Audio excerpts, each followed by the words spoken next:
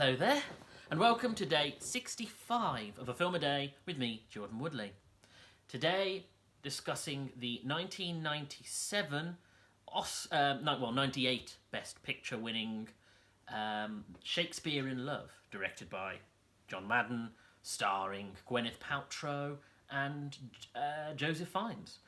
It's so tempting to say Ray Fiennes because I'm such a fan of Ray Fiennes as an actor that when I think Fiennes, that's the one I go to. But Joseph Fiennes is a fine actor, so that's more my mistake than it is the films or the actors.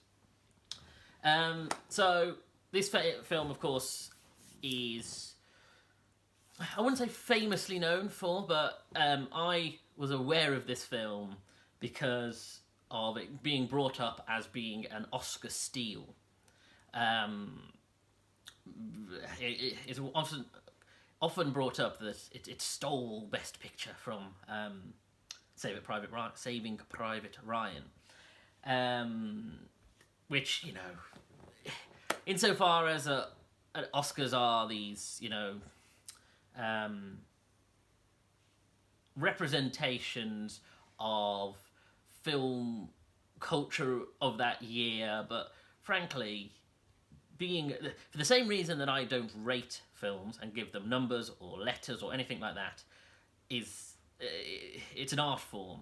And yes, okay, even art and music can win prizes for being the best in show of that year, but frankly, as an art form, it's entirely subjective. And so the idea that something is rated or listed in a way that, oh, this is better than this because of these criteria, it's a very unnuanced way to approach film as art. But so I went in slightly dubious of this, kind of for that reason. I've never heard of it being sort of sung as this great 90s classic film. It's just this something that people seem to enjoy at the time, and it's not it's sort of fondly remembered, but not remembered with any great filmic plaudits. And of course, going in, there were the things that I was worried about. So the film is about the creation of Romeo and Juliet from its inception through to its being staged by William Shakespeare. But this is a fictional account where the play is, as Shakespeare is writing the play and they're rehearsing it and putting it together, experiences that are happening to him at the time are directly influencing his creation of the piece, and parallels are being drawn, and sort of Shakespeare references and metatextual things that throw forwards to his later works and sort of play back to his earlier, and it's all very literary and self-aware. So instantly, I'm very anxious about that because I'm thinking,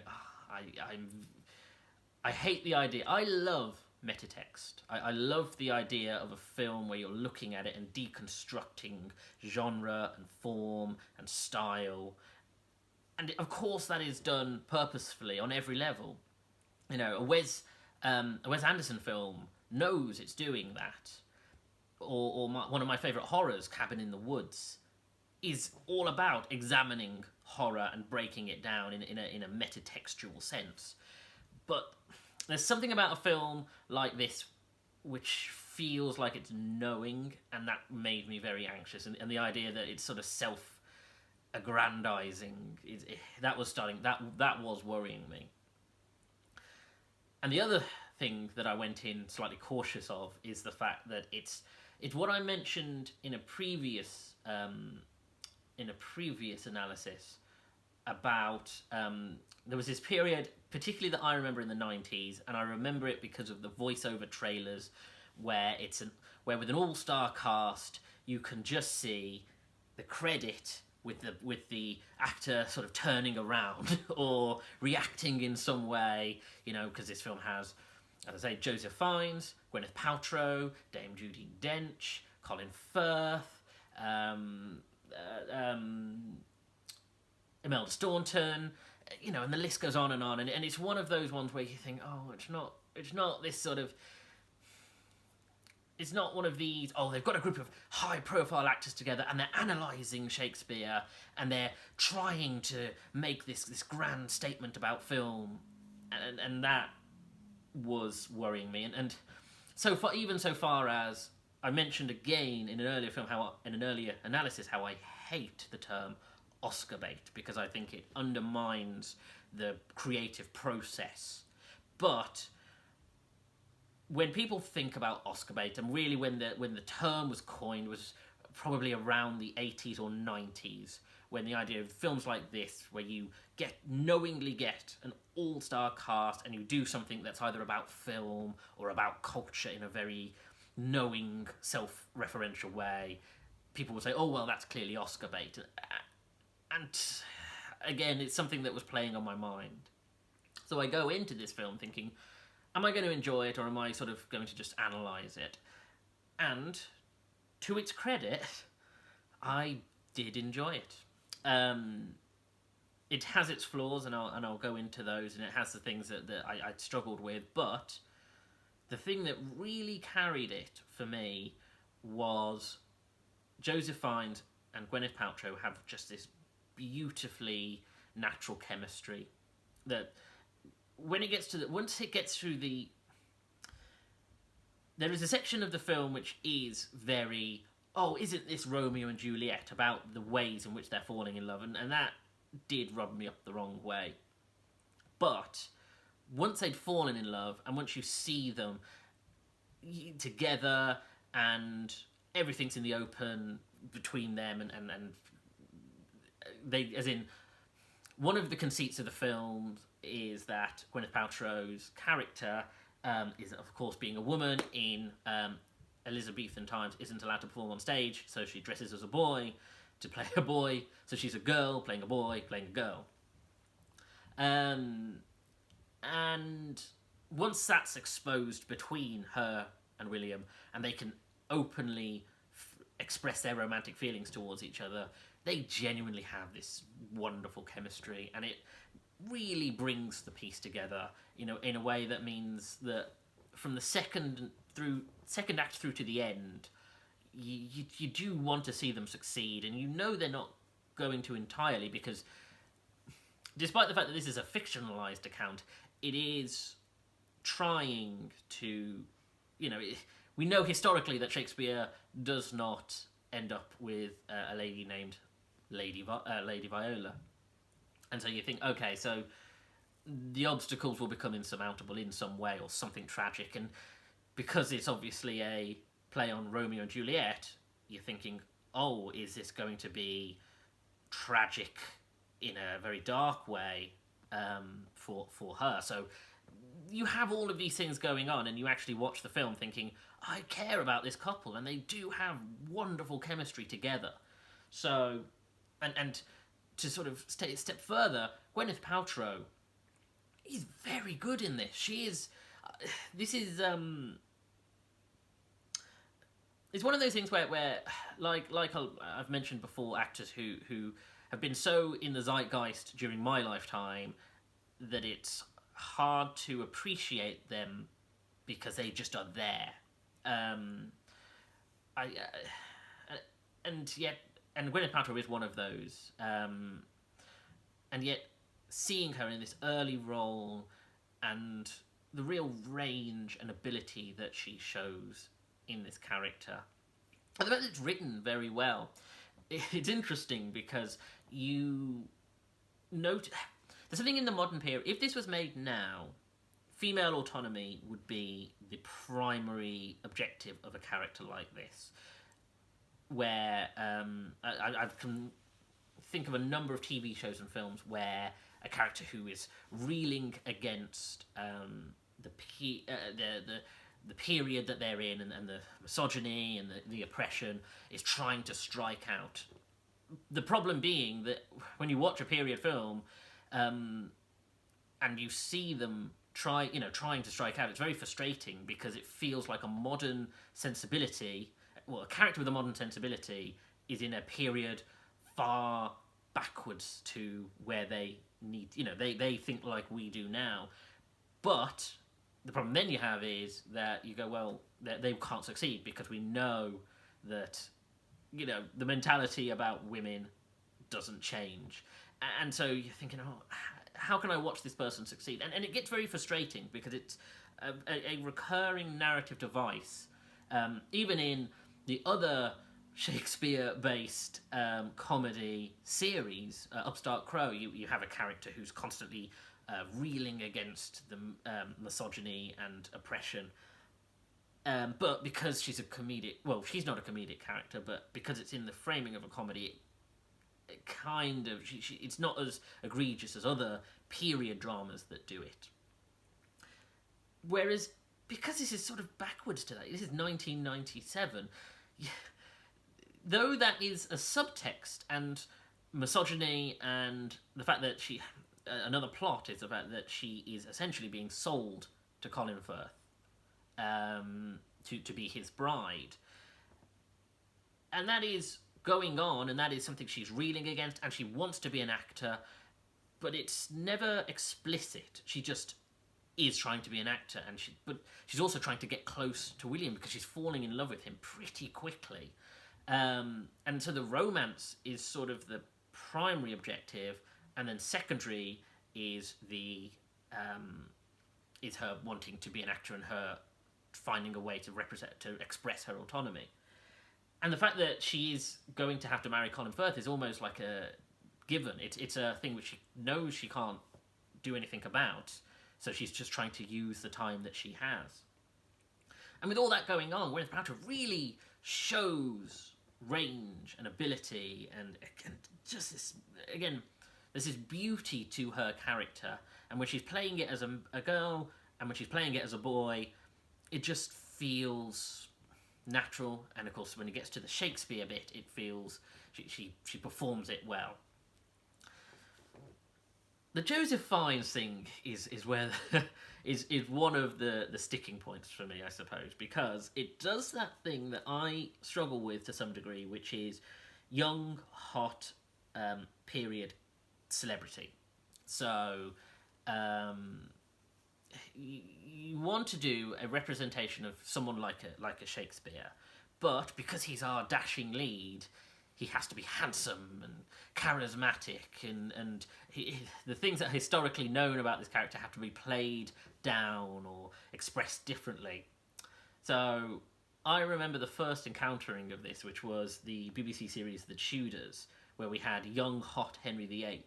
And to some degree, historically, they do say Henry VIII wasn't the balding, fat man that you see in the portraits till later in life, but still, the series very much makes him young, hot Henry VIII throughout his life to the end. And as much as I actually very much enjoyed that show when I watched it, looking back, it's tricky because it feels like it wants to serve two masters. It wants to do a period drama, but then it also wants to be sexy for now, and you can't really do both because someone like that wouldn't be sexy for now.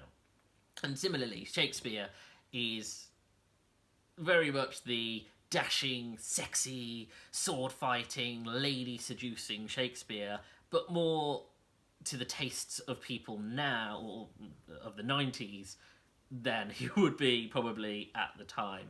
Which is funny because Upstart Crow kept coming back into my mind when I think about David Mitchell and knowing that this period is represented in that show, and putting them side by side, I'm like, oh yeah, there's a distinctive difference. And the David Mitchell portrayal is likely closer to look than the Joseph Fiennes one. But again, this is a romantic film, and it's you kind of sweep that away, and you do forget it because you know this is a fictionalized account. None of these things are true, but still, it's you accept it, and even things like I will credit it where I was worried that when it comes to sort of historical things we know about Shakespeare, like the fact that he was married with children, I'm like, well, won't that put an immediate stick in the romance of the story, but it addresses it, and it implies that there's an estrangement, a mutual estrangement between Shakespeare and Hathaway. So it doesn't feel quite as icky to have him then seducing a lady. And his philandering ways do become a plot point for their romance when he's trying to set that kind of aside, but it comes back to haunt him. And so, it's like I say, it does carry itself in a way that I was rather impressed by.